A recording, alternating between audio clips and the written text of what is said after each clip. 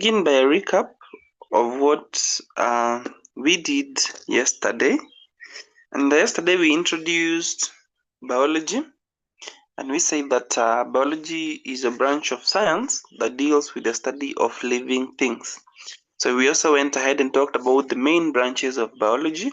And we said there are three main branches of biology. The first one is zoology. We said zoo comes from the word animals, zoo. So therefore, zoology is the study of animals, and we said the scientist who studies animals is referred to as a zoologist. We also went ahead and talked about botany, where we said it is the study of plants, and a scientist who mainly focuses on studying plants is referred to as botanist. And then we said microbiology is the study of very small organisms which cannot be visible with the naked eyes.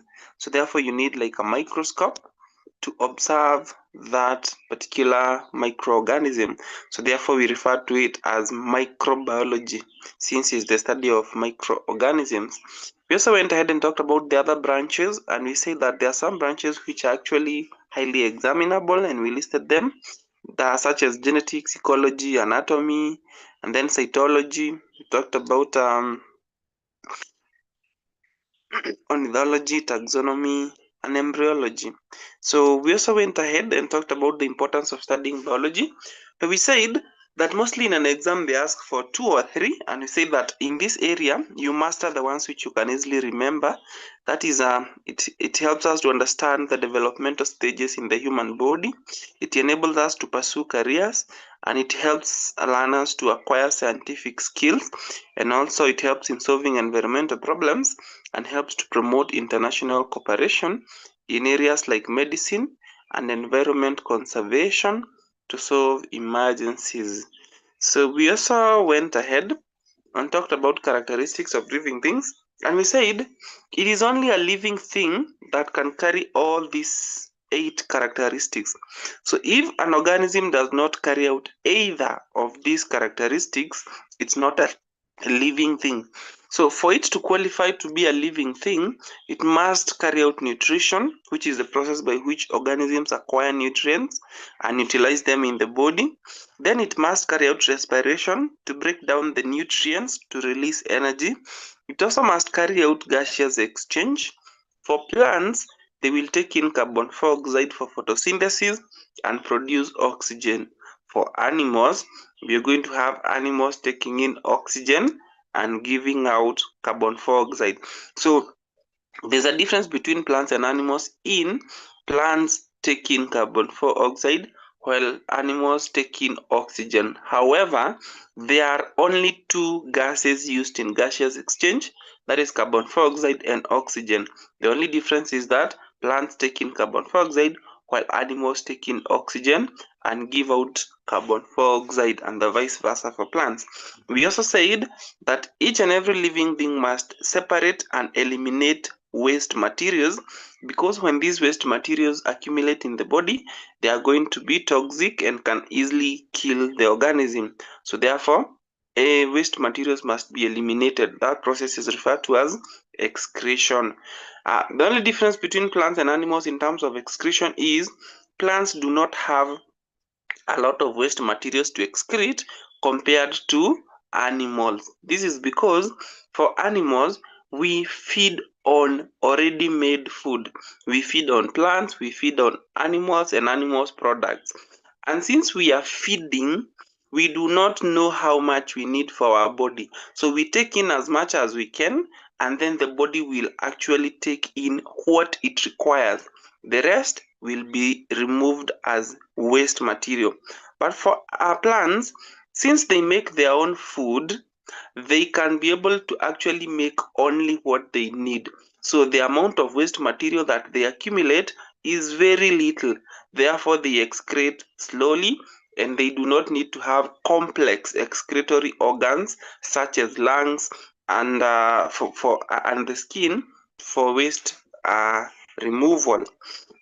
We also went ahead and talked about growth and development. We said growth causes an increase in size, and then we said that development causes an organism to be able to reproduce. So we also went ahead and talked about reproduction, where I said this is where an organism is able to produce a young one of the same kind, meaning it is only organisms of the same kind that can be able to reproduce. So we went ahead and talked about irritability and sensitivity. So we said it is the ability to detect what is happening in the environment in terms of pressure, in terms of temperature, and so that the organism can be able to respond to that change. If it is very hot, you start sweating to cool your body. So if an organism is able to do that, then it's a living thing. And then there is movement, where we said movement can either be by the whole organism, which we call locomotion, the whole organism, or it can be just movement where a part of the body is moving. Okay, so we also went ahead and I told you to do these questions if you got time. So if you haven't had time because it was only last night, you can go through these questions and you'll understand more about that particular subtopic. So today I want us to talk about collection of specimens. Now, what is a specimen? Because we understand collecting means you go to the field and you take a particular organism. Now, a specimen is a whole organism or part of an organism that is being studied or examined. Like, for example, we might decide today we are going to be talking about a particular branch of biology, which is ornithology. And remember, we said ornithology is the study of birds. Or we can say, today, I want us to talk about a particular plant. So I want you to go to the field and bring me a leaf of that particular plant. Like, for example, you can say, today we are going to learn about black nightshade. The common name is managu. So I'll send you to the field to go collect black nightshade. We can agree today we are going to learn about ants. So I'll send you to the field to go get ants. So when you take that ant and bring it to class for analysis or for studying or for examination, then that ant becomes a specimen. Okay, so in biology, everything that we use to study any living organism that we analyze or we examine, it changes from being an organism and we label it as a specimen. So usually in an exam, you'll be told you have been provided with specimen A, you have been provided with specimen K, you have been provided with specimen B1, meaning that living organism or a part of that living organism which is being examined in a lesson or in an exam.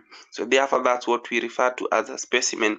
Any organism that is being observed as a whole or part of it in a lesson. Good. Now, when we are collecting these specimens, it is important that we observe some precautions. There are some things which we need to do when we are collecting specimen. Why is that so? This is because some of these specimens that we are going to collect from the field, some are dangerous in such that they can bite, inflicting a lot of pain. Others even contain poisonous claws or they have poisonous bites, meaning they can actually inject poison in your body, which can be fatal sometimes, like for snakes. Yeah, so others, they can be very painful when they bite or when they sting, like wasps or like bees. So therefore there are some precautions we are supposed to observe. And then again, some, when you collect them, you need to take them back to the environment. Like, for example, if it's a bird, if you take it from a particular area after you have studied it, it is important to take it back because probably it had eggs it had laid, or probably it had young ones that it needs to feed. So therefore there are some precautions. And which are those precautions? Precaution number one: only collect the number of specimens needed to avoid wastage. So if you need to study a bird, you don't go to a forest and collect all the birds that are in that forest. At unaleta for birds 16. No. If you need one, just collect one. This is because if it is a bird of a particular species or of a particular kind, chances are it is the same even if you take 20. So you don't need to study 20, you only need to study that one bird so that you'll understand the physiology and the morphology of that particular kind of birds. So therefore you don't take more than you need, you only carry what you need. From there, you should not harm the specimen during collection exercise. Okay, why is this so? Because you should not distort the features of the specimen. You see, there's this thing which we used to do when we were young. We used to hunt for locust or what we call grasshoppers. And when you hunt for grasshoppers, because you don't want them to fly away or jump away, you remove the hind legs, the big ones, the ones which had very strong muscles. Tunatoa ati ndio asifly away. If you do that when you're collecting specimen, you have already distorted that specimen and you'll not be able to observe the features of that specimen. So when you are going to collect such a specimen, do not remove some of the limbs or the wings so that it does not fly away. Collect it as a whole if it is a living organism like an animal. If it is a plant, do not remove leaves or remove some roots. No. If you have been told to collect the whole specimen, do not distort that specimen. Just carry it as a whole without removing any part of that specimen. Then the other, excuse me, there's someone whose mic is on. Maura and Tumaini. Thank you. So the other rule, the other precaution that you should take when you're collecting a specimen is that do not destroy the natural habitat of the specimen. You see, these when you're done with the specimen, after you have studied the specimen, it is always advisable that if it is living, take it back where you collected it. This is because that particular organism that you have collected, it had a role that it was playing in that habitat. Maybe it was a predator or maybe it was a prey, and you do not want to interfere with the ecosystem. You do not want to interfere with the food chain, what it feeds on, how it is useful in that habitat. So therefore, once you are done with a specimen, especially living organisms which are whole, make sure you take that specimen back to where you found it if it is possible, and then do not destroy the habitat. Just because you're hunting, you should hunt carefully so that you do not destroy the habitat, in such that when you're done, you'll take back the specimen where you collected it from. So the other precaution is the one which I've mentioned. Live specimens should be returned to their habitats whenever possible to maintain an ecological balance, because each and every organism has a role it plays in the environment or in the ecosystem. Precaution number 5, when you are collecting poisonous or injurious animals, use a pair of forceps or gloves. Okay, because we have said there are some specimens which have toxins which, when injected into your body, they can cause paralysis and even death to the person collecting them. So therefore, what do? Make sure when you're collecting dangerous or injurious animals, you use a pair of forceps, or you can use gloves. So gloves can be used in cases of plants. Like for example, you've been told to get some leaves or some branches of trees or plants which have thorns. Then you can use a glove so that you don't get pricked by the thorns. For animals which are dangerous, which are injurious like snakes or ants or bees, you can collect it using forceps. We're going to see a pair of forceps and we'll see exactly how it looks like and why it is suitable for collection of specimen. I'm sure if you have ever watched documentaries or you have watched videos of people taking snakes from the environment, there is this long stick which they use, which at the end it has a clip which it clips the head of the snake. So that's an example of a forceps that is long enough to deal with a snake. So there are several types of forceps. There are those forceps which are small, around maybe 15 centimeters or even 10 centimeters. Those ones are used to collect small animals like ants, but you cannot use that to collect a snake because a snake is more dangerous and it is bigger than an ant. So you use bigger forceps to collect and handle that snake without posing risk to your to the animal biting you. Good. The other precaution which you're supposed to take is that highly mobile animals should be immobilized using suitable chemicals. What do we mean when we say highly mobile? You see, I'm sure you have ever seen bees, and these bees, when they are around their habitat, they are very mobile, very dangerous. So what will you do if you want to collect a bee or any other animal that is very fast? So you can spray them with chemicals which will not kill or harm that animal, but it will make them immobile. It will make this animal to move slower, and it will make this animal to be less active. So if you want to collect a bee, you can spray with these chemicals so that it will cease being highly mobile and highly active.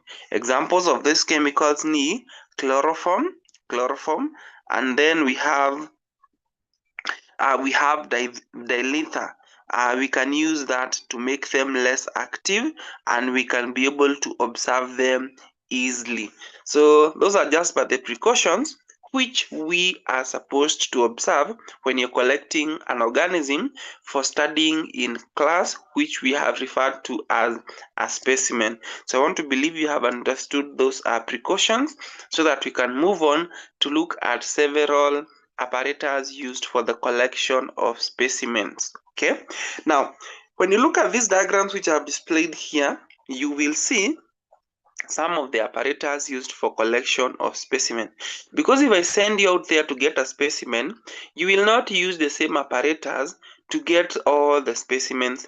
Like for example, if I want you to catch a fish or to trap a frog, you will not use the same apparatus that you would use to get an ant from its environment, or even a mosquito, or even an insect which is in, for example, in the backs of trees or cracks of rocks. So when you take that specimen, you need to put it somewhere. So let's look at apparatus used for collection of specimens. Apparatus number one is a sweep net. The first one here, sweep net. Now, if you look at this apparatus, it has a long stick, and then it has a net that is hanging just about the ring of that particular apparatus.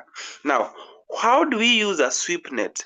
A sweep net is used to catch flying insects such as bees, butterflies, and grasshoppers. So what you do is you hold this apparatus by the long handle, this one here. So you handle it by the long handle, this handle there. So you handle it from that point, and then you swing it in the environment. So if it is in a field or in a forest or wherever you are collecting the specimen, you just swing it around, and whichever insect is flying in the environment, it will be trapped inside that net that is hanging here, that net, so that you will collect it there and go use it in the lab. So therefore, a sweep net is used to collect flying insects. Okay, it is used to collect flying insects. Good. Then we have another apparatus which is called a bait trap. Bait trap. So there are two words here. The first word is bait. Number two, trap. So this is how a bait trap looks like. This is how a bait trap looks like. This is the bait trap. Now, if you look clearly, you will see there's a bait in there. What is a bait? A bait can be any type of food, or it can be anything that the animal that you want to trap needs and actually feeds on. So what happens is, for example, if it is rat, you will place some food here. Hapa kuna bait, okay? When you place some food there, the rat will move inside that particular trap and it will not be able to leave. Why? Because if you look at this bait trap, you will see the entrance is wider at the beginning, and as you move inside, it becomes narrower. So the animal will be able to move in, but moving out will be very difficult for that animal, so it remains trapped in there. So therefore, a bait trap is used to, number one, attracting, and number two, trapping small animals. What does that mean? This animal must be attracted. That's why the bait comes into play. So to attract the animal, and then the animal will be trapped. So usually when people are answering this question, because in an exam they can draw for you a bait trap and ask you what its function is, usually learners fail to state it is used to attract. That is very important, to attract. They only say it is used to trap small animals like rats, which is half correct. So you say a bait trap is used to attract and trap small animals such as rat and mice. Very good. Then we have a pitfall trap. Pitfall traps come from the word pit. And then what are the animals going to do? They will fall inside. So in these diagrams, this is what we call a pitfall trap. This is a pitfall trap. And if you look at this trap here, you will see it has been put underground, and there are some insects here which are falling. They are falling into the trap. So what happens is you dig a hole in the ground, and then you place a container inside, and you cover with a lid to prevent rain from getting in. As the insects are crawling in there on the surface of the soil, they will get to this point where we have a hole with a container, and they will fall inside there. So usually what we do, we use this trap to trap crawling insects, okay? Like it is written here, we are saying a pitfall trap is used for catching crawling animals like millipedes, spiders, ants, and cockroach. Okay, so those that can crawl, those that are not flying, because if it is flying, we will use a net. So the ones which crawl on the surface of the soil, we use a pitfall trap. And then we have the third apparatus, which is quite explanatory. It is a fish net. So if it is a fish net, of course it is used in water.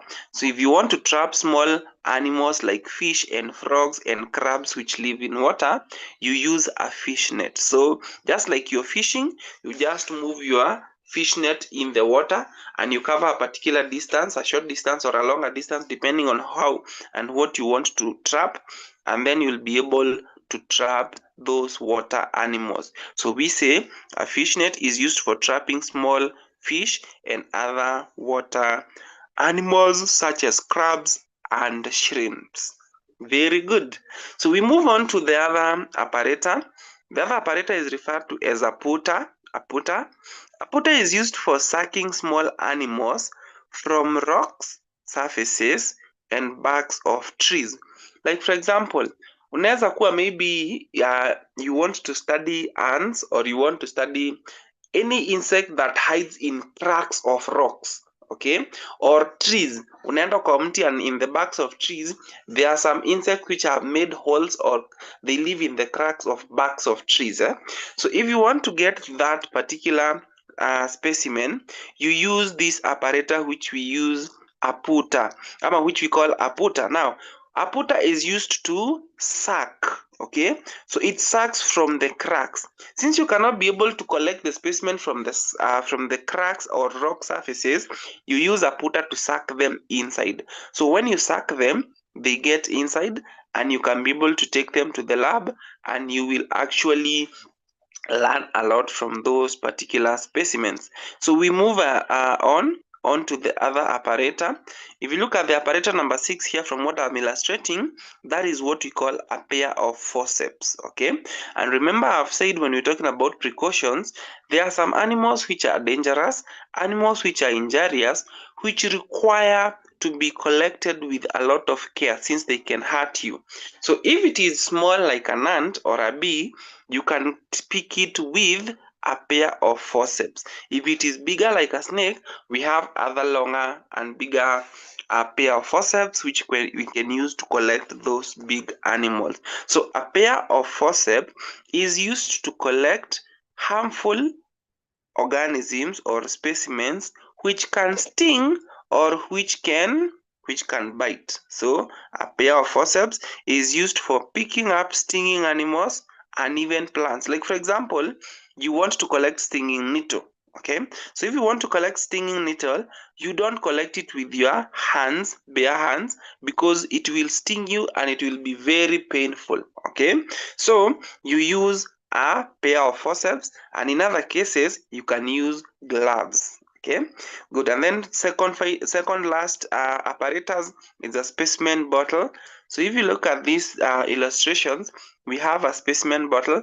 So we are calling it specimen bottle because when you collect the specimen in the field, you will not transport them in a pair of forceps. Assuming you have collected an ant, you will not hold that ant using a pair of forceps until you get to the lab. Sometimes you've got for longer distances, or you've gone to a different area from your school or from where you are studying and observing the specimen. You need to transport that specimen back to the lab for observation, because it is in the lab that you are able to analyze and record any information about that particular specimen. So you put them in the specimen bottle to be able to handle them and carry them and transport them easily to the lab. So a specimen bottle is used to hold and transport. It is used to hold and transport collected specimen. So a specimen bottle is used to hold and transport the collected specimen. Finally, the last specimen collecting apparatus, this one is not used for collection, but it is used for analysis and observation. So since some animals can be so small, we use a hand lens to enlarge them and to magnify them, to make them appear bigger. So this is a hand lens. So we have a hand lens here. That is a hand lens. So a hand lens has a handle, it has a frame, and it has a convex lens. So you handle this from the handle, okay, from the handle, and then you observe using the convex lens, this lens here. So this lens here has the ability to enlarge or make the specimen appear bigger, so that you can be able to observe each and every part of that specimen. For example, let's assume you have collected a bee or an ant, and you want to observe how many legs does this ant contain, how many antennae does it has, how many body parts is it divided into. Since it is so small and you'll strain, you use a hand lens to make it appear bigger. So a hand lens is used to magnify or to enlarge a specimen so that it appears bigger, and it will be easier for you to make an observation of the several external features of that particular specimen. So in an exam, this area is tested in 3 ways. Number 1, they can ask you what is the function of the following apparatus as used in specimen collection. So they can give you either of these, like for example a sweep net. When you're answering a question, you should state it is used to catch flying insects. That is one way. They give you the apparatus and they ask you what the function is. Another way in which you can be tested from this area is they can actually give you the function of an operator. They tell you, name an operator that is used to attract and trap small animals. It is used to attract and trap small animals. So in this case, you're now supposed to give the name of that apparatus. So they can either ask you to name the operator, or they can ask you to give the function of an apparatus. So you should be able to flip in between those two. And then finally, the easiest way which they test this area is they draw for you an operator and they ask you to name. Like for example, in an exam, it will be set up like this. The following apparatus is used in collection of specimen. So name the apparatus, 1 mark. So when you name the apparatus, you get 1 mark. Then from there, the other way in which the other question which can arise from the same, you'll get question B. Question A will be name the apparatus, 1 mark. Question B will be what is the function of the above named apparatus? What is the function of the above named apparatus? So if you have been able to mention the apparatus, then of course you'll be able to state the function. So you'll say, if it was a sweep net, you'll say it is used to catch flying insects. However, there's something which I want you to note, okay? Kindly answer. Is it okay? Tell me how to answer. Is it short answers, numbering answers? Okay. We will get to answering the question. We will get to answering the question. I've seen a question from Technospark. So we will get to answering the question in a minute, okay? Yes. So as I was saying, if you get a question that is where they have drawn for you these apparatus, there's something in biology we call tied questions. Tied questions. I want you to note that. Tied questions. What are tied questions? Tied questions, can they tell you to draw the apparatus? Not really. They will hardly tell you to draw the apparatus. They do not do that, okay? They tell you to give the function of that apparatus, or they'll tell you to name the apparatus, or they'll draw for you. So they will not tell you to draw the apparatus, so you don't have to worry. So just master how it looks like because it can be drawn for you. So as I was saying, there is something which we call a tied question in biology. Now, the one who was asking about answering the question, this is one way of answering questions. In paper 1, you just give short answers, okay? So if they ask you, you just give a short answer, like name the apparatus, SweepNet. That requires you to give a short answer, okay? Now, a tied question is a question which has 2 or 3 sections which are related to one another, okay? They are interdependent. Like for example, they draw for you this first apparator here. Let me label it for you. Let me mark it for you. That apparator there. They draw for you that apparator in an exam, and they ask you to name the apparatus. If question 1 was, so we are in an exam room, and question 1 is the apparatus drawn below is used for collection in collection of specimen. Question number A, name the apparatus. Of course, you will say it is a sweep net. Question B, what is the function of the above named apparatus? What is the function of the above named apparatus? If you state that it is used to collect flying or to trap flying insects, you will get 1 mark for stating the function and 1 mark for stating the name of that apparatus. Now, please note this. In this question, question A was name the apparatus. Question B was what is the function of the above named apparatus, meaning you must give the function of the apparatus which you have named up there. So this question is an example of a tied question. How so? Question B is tied to question 1, meaning you must know the name of the apparatus before you give the function. So in an exam, if you are not sure of the name of the apparatus, but you know the function, kindly do not answer question A. If you are not sure if it is a bait trap or it is a sweep net, the name is actually not in your mind at that particular point. Just state the function because you know the function is to trap flying insects, and avoid giving the name. Why am I saying that you avoid giving the name? Because that's a tied question. Meaning, if you do not get the name of the apparatus correctly, you are not going to get the answer, the mark for answer B, even if you know the function. So in biology, we have tied questions. So usually in biology, you can do an exam. Now you leave the exam room saying, the exam was very fair, I have done very well. Forgetting there are some rules which needs to be followed. So you can fail terribly in an exam that was very simple. So every time you get a question asking you to name an apparatus or an organ or to name anything, you read the second question and you see it is tied to the first question, you would rather lose the first mark of naming because you're not sure, but get the other marks in section B. Okay, but to be safe, always be able to name the apparatus and state the function.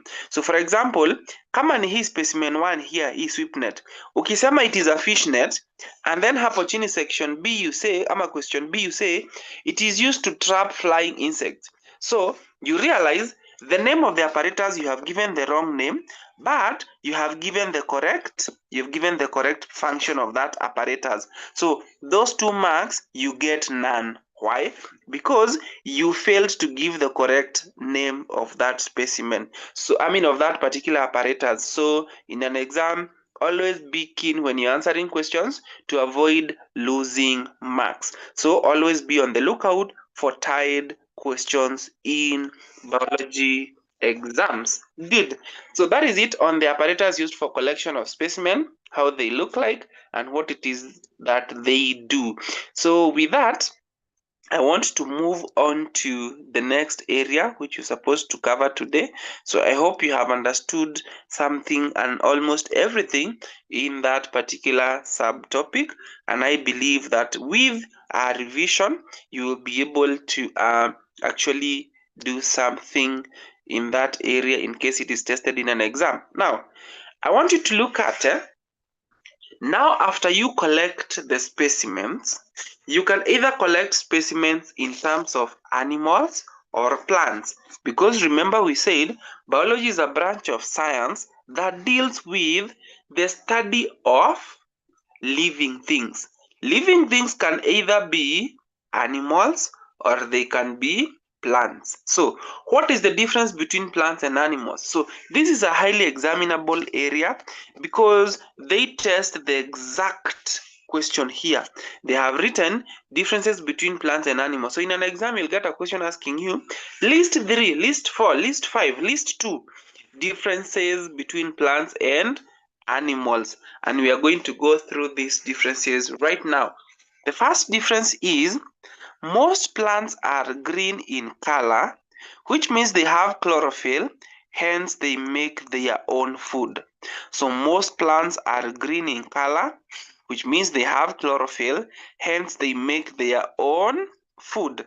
For animals, there is no way a plant can carry out photosynthesis and an animal still carry out photosynthesis. Why? Because animals do not have chlorophyll.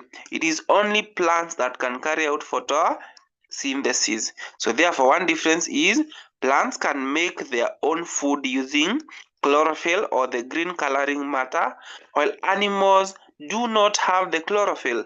Therefore, they cannot make their own food. So in an exam, if you're told to give differences between plants and animals, I usually advise learners to draw a table just like they have drawn here. So when you're answering a question about differences between plants and animals or any 2 processes in biology, always draw a table like this one, and then on one side you write plants, on the other side animals, so that it will be easier for you to answer that question. So the first difference is plants have chlorophyll, which they use to make their own food, while animals lack chlorophyll, therefore they cannot make their own food. The other difference is plants respond to changes in the environment slowly, while animals respond to changes in the environment faster. I repeat, plants respond to changes in the environment slowly, while animals respond to changes in the environment faster. Let me give you an example. If, for example, you are outside there in your farm, or maybe you're walking around leaving your workplace or wherever you are, and then it starts raining. When the rain starts falling, you will rush to seek shelter. So rainfall from the environment triggers you to respond to it, and since you move from one place to another, since you locomote and you are highly mobile, you respond to changes very quickly. So if it is very hot, you start sweating almost immediately. You remove your clothes almost immediately. For plants, it takes a long period of time for the plants to respond to changes. I'll give you a very good example of a change that plants take longer to respond to. If you grow a plant in a dark room, remember plants must get sunlight for photosynthesis. So if you grow a plant in a dark room, that plant starts growing very tall, and then it starts bending towards where it can get sunlight. So kama kuna mahali sunlight inapitia, the plant will bend and start growing towards that particular area where there is sunlight. This process cannot take place within an hour or within minutes. It will take place within a few days, because instead of a plant responding by moving from one place to another to a change in the environment, a plant will grow towards what it requires or away from what it requires. That's why we're saying it takes a longer period of time for a plant to respond to changes in the environment, while in animals, it takes a very short period of time because they move from one place to another. So when there's a change in the environment, a plant has to grow away from that change or towards that change. So it takes a longer period of time. But for animals, they move from one place to another very quickly. Therefore, they respond to changes in the environment very quickly.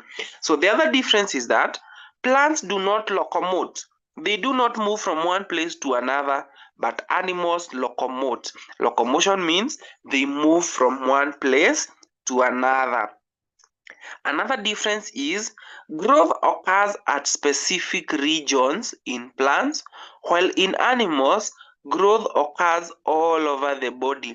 So in animals, growth can take place everywhere. Utapata miguu inakuwa kubwa, mkono inakuwa kubwa, unapata mwili inakuwa kubwa. Every part of your body has an ability to grow and develop, okay? But for plants, growth does not occur everywhere. Growth occurs in specific parts which we call meristems, okay? Like for example, if a plant is growing, it grows in the shoot. Una pale juu kwa plant, that shoot, that's where plant growth takes place, and in the roots. So if you cut a tip of a plant, if you cut the shoot of a plant, that plant will not grow beyond that point.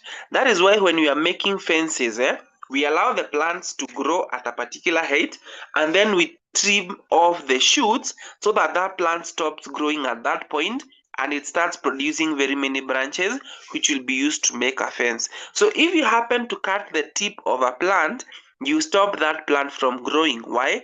Because growth in plants takes place in specific parts, only in the shoots and the tips of the root.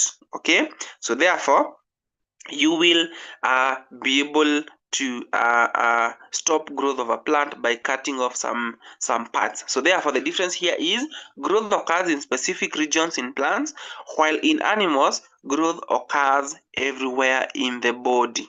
Okay, the last difference between plants and animals is that animals have complex respiratory and excretory organs, while plants lack complex respiratory and excretory organs. What is the meaning of respiratory? Respiratory means gaseous exchange. Okay, if you look at an animal, we have excretory organs and respiratory organs. Like for example, in animals, human beings, we have lungs for gaseous exchange, and lungs are very complex because they are very big and they remove a lot of waste. Okay, that is carbon dioxide. And then for the animals, they do not have a complex respiratory organ. They will use stomatas for gaseous exchange. When it comes to excretion, remember yesterday we said animals, they feed on already made food. So therefore, you will find they will have a lot of waste materials they are excreting. Since they do not know exactly how much they need, they feed and the body will just collect what it requires. The rest must be excreted. So a very good example ni when you're taking proteins, meat, our bodies do not require large amounts of proteins. Actually, as a matter of fact, when you take meat, your body will only use less than 100 grams of meat. But how much meat do we consume? When we have a chance, we can even consume a quarter or half a kg by ourselves. But the body will only require less than 100 grams. So what happens if you have taken 1 kg? 900 grams will be excreted. So this explains why animals require complex excretory structures so that it can excrete the much waste that it produces. But for plants, since they make their own food, they do not need a complex excretory organ. They just make enough food for their use. So I've seen a question here. The question is, so it's allowed to draw a table when you're doing the differences. No, when you're drawing a table, you do not need to use a pen or a pencil. There's no specification. When you're drawing a table, you just use your normal pen and then you answer the question. Okay? So last year they punished me so much with a C minus last year, so I needed to know throughout the paper one where I went wrong. Yes, good. Yeah. So the some of the rules now that we have let me Mungai, I'm going to address your question in a minute. Let me conclude the lesson because we have completed what I wanted us to talk about today. So on differences, you draw a table and someone's mic is on. Akil, please, your microphone is on. Akil, kindly, thank you. So as I'm saying the when you're answering a question, on differences, draw a table. And when you're drawing a table, you don't need to use a pencil or a pen. You can use either. But when you're drawing a diagram in biology, you must use a pencil. You never use a pen. But this table, you can use a pen or a pencil. So those are the differences between plants and animals. And I hope that you have understood what we have learned today. So what is going to happen is, after this lesson, I will send in the group some questions from what we have learned since yesterday to today. So you go through those questions, and if there is any question which you need clarification in, you will let me know and I will discuss it. Now on to the question that have been asked by Mungai. Mungai ameuliza, I needed to know some of the mistakes which I might have made, such as cancelling my answers, spelling and rubbing, so that maybe I get to understand where I went wrong. Now, let me talk about spellings. In biology, spellings are very, very important. And spellings are usually about biological terms. Not a spelling of anything, a spelling of biological terms. Like, for example, the word specimen, the word zoology, the word taxonomy, those branches. So you must get the spelling correctly. So how do you ensure that you get these spellings correctly? You should revise as much as possible. You should do as many questions as you can. Because if you do not do that, you will not interact with terms oftenly, and it will be very hard for you to get the spellings correctly. Like, for example, on this, whatever I have displayed here on differences between plants and animals, kuna hii part hapa, there's this word here that I'm going to show, meristematic. Okay, point number 5, point number 5, that word there, meristematic cells. So in point number 4, sorry, we've said growth occurs at specific regions, meristematic cells only. That word meristematic there, that is a biological term. That one you must get the spelling correctly. You might not get the word occurs correctly, that you are not going to be punished for that because that is English, grammar. But the word meristematic is biological term which you must get correctly. Okay, so mostly spellings are checked, and usually these spellings, mostly when they are marking, it is very hard for them to get if for example you're giving a long kind of an answer, so a long answer which has like 3 or 4 sentences, it's very hard for them to pick up the spelling error.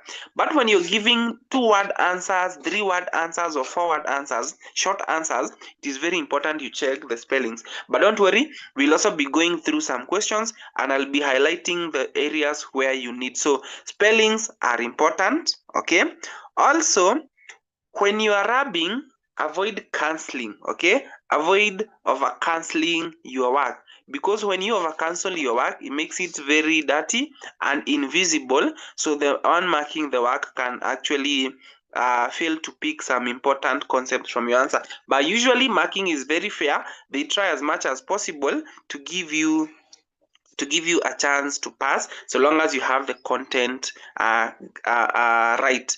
So kindly assist me on do's and don'ts in biology so that I pass. So a student that got a C plus, good. Yes, you can get a straight A in biology. One way of getting a straight A in biology is make sure you know your setup in an exam, and make sure when you're doing a paper 3, you have gotten above 30. Okay, when it comes to paper 1 and paper 2, of course, if you got a C plus, you have a very good potential to get an A. So work on paper 3. Make sure in every paper 3 exam that you do, you score at least 30 and above. Okay, when you score 30 in paper 3, hiyo 30 yote inawekangwa kwa your results because it forms the 100%. Then in paper 1 and paper 2, you avoid spelling mistakes. Okay, avoid giving answers which, like for example what we had talked about there, avoid giving answers in tied questions, wrong answers, because when you give an answer in a tied question, you will get the second part or the third part of the question, but since you gave the wrong answer huko juu, the whole of the question you're going to go wrong. Now another area which you need to look at is the paper 2. Make sure when you're doing an essay question, you get at least 15 out of 20. Okay, if you want to do very well in biology and get a straight A, kindly make sure you pass in your essay questions. So do as many essay questions as possible.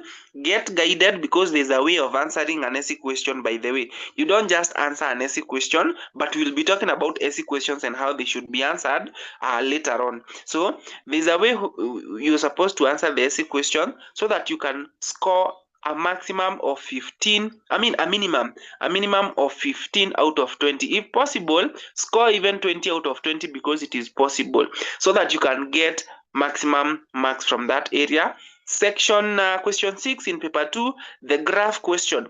Make sure you score maximum points. So if it is out of 18, score maximum, that is around 15. Okay, so lose at least 1 or 2. So in such a manner that if you get a 40 in paper 1 plus maybe a 50 in paper 2 and you get a 30 in paper 3, you can be assured you're going to score a straight A.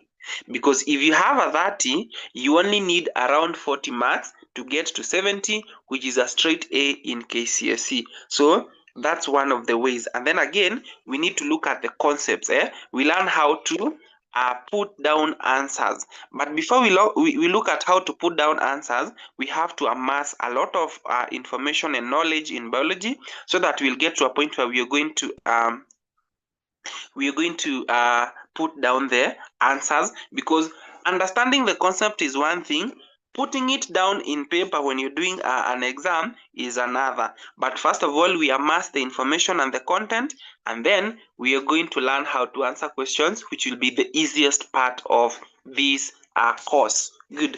So would like me to assist you in SC, graph work, and paper 3?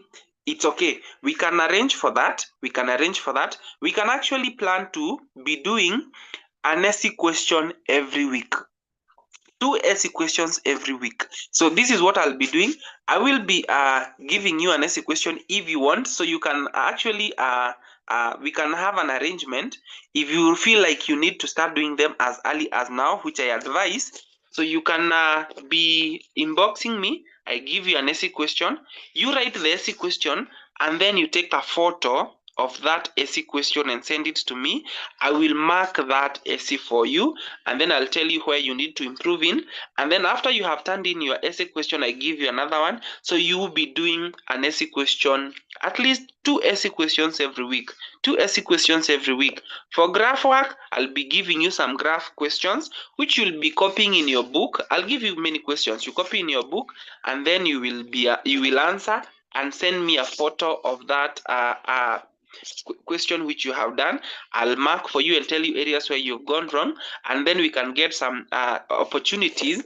Now this one will have to be maybe outside class time, so we can get an opportunity maybe to, I can do a recording to show you the areas which you need to improve on, how some concepts you're supposed to work around some concepts, how you're supposed to explain graph work and graph concepts. So we can do that. We can arrange on the side, because ikikuja kwa class time ni kwa mass content for now, okay? And then maybe towards as we preparing for the exam, hapo ndio tutapitia sasa hizo vitu. But if you need to learn these things as early as now, then we can actually have something on the side where I can give you an essay question or a graph question, unaenda unafanya, ukifanya then unanitumia ikiwa kama picha, I will mark for you, and then I'll get back to you and tell you the areas where you need to improve on, and we can keep on doing that. And then again, for the paper 3, just like Madam Mother said, this one has to be purely physical. We cannot do a paper 3 online. We cannot do a practical session online. So maybe we can agree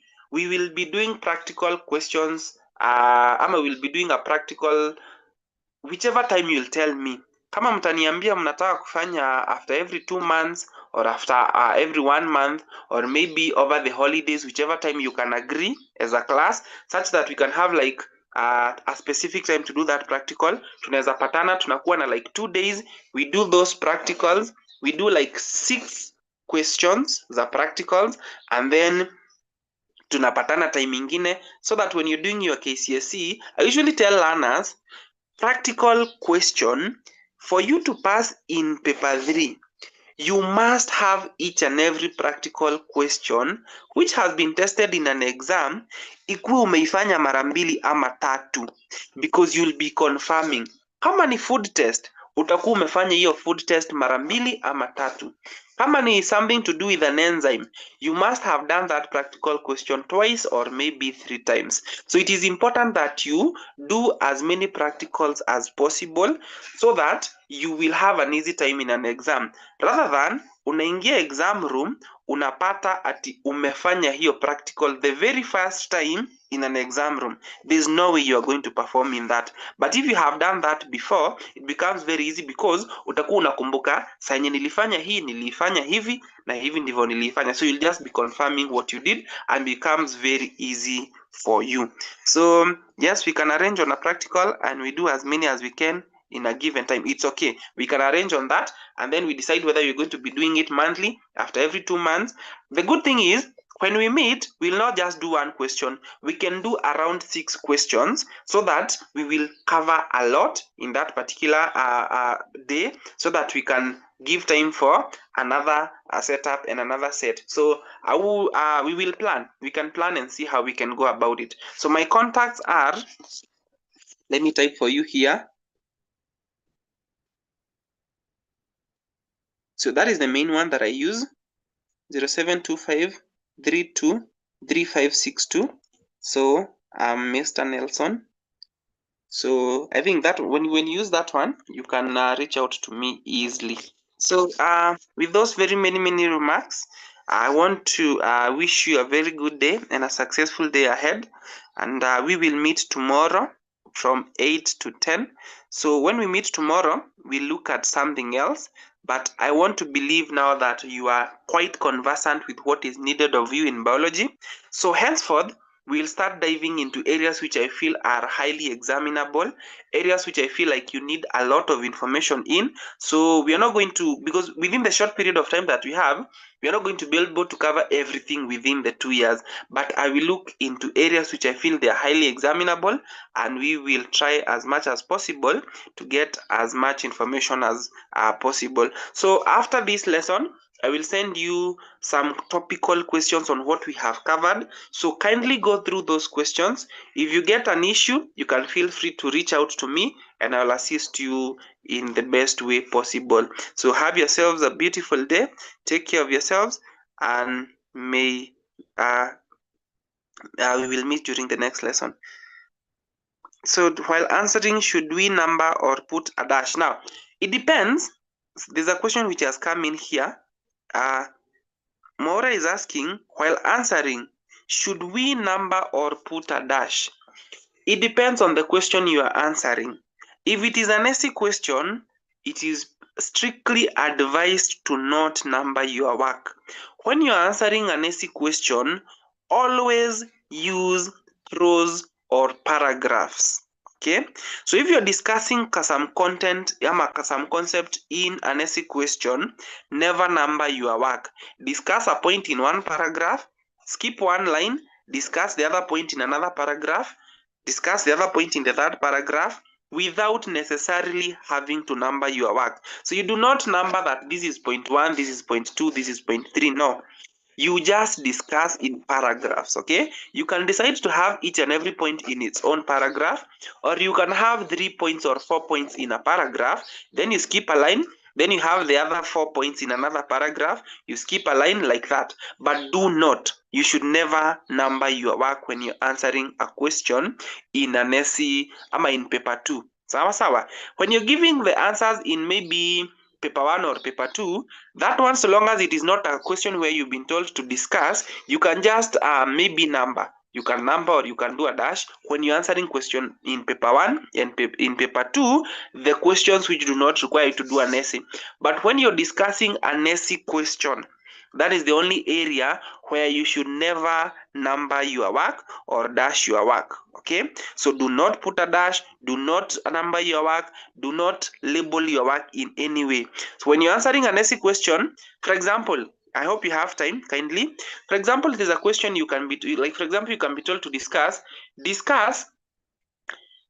environmental factors affecting the rate of respiration. Discuss environmental factors affecting the rate of respiration. If that is the question in an exam, the only way you're supposed to label your work is have a heading. Every essay question must have a heading. Every essay question must have a heading. So how do you do that? You take the question, like discuss environmental factors affecting the rate of transpiration. From that question, you get a heading for your essay. So in this case, the heading will be environmental factors affecting the rate of respiration, and then you underline. From there, you start discussing the environmental factors without putting dashes, without numbering them using Roman numbers, using numbers. You discuss in paragraphs. You can discuss a point in each and every paragraph, or you can have 2 points in one paragraph, and then you skip, you do another 2 points in another paragraph. So it will be your choice. But when you're doing an essay question, apart from the heading, do not number your points in any way. I hope you have understood that. So Akil is saying that he has not seen the number. My number is 0725 32 35 62. 0725 32 35 62. So thank you very much for being attentive and being an amazing audience. And have yourselves a good day. Take care of yourselves, and may God bless you. Kwaherini.